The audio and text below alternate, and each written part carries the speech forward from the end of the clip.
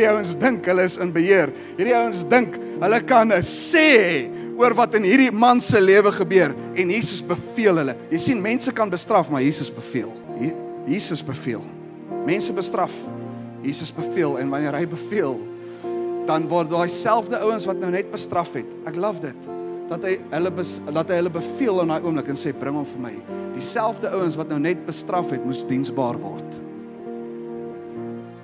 Dieselfde ouens wat nou net gedog het hulle die autoriteit, moet skielik die diensknegte word van die een wat blind is.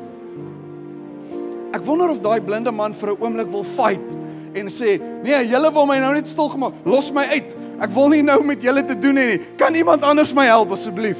Maar daar's 'n incredible ding wat gebeur in hierdie oomblik. Sal jy toelaat dat wanneer Jesus 'n bevel gee, dat nie net jy nader sal kom nie, maar dat soos wat jy reageer, die mense wat jou bestraf het ook nader kom aan Jesus.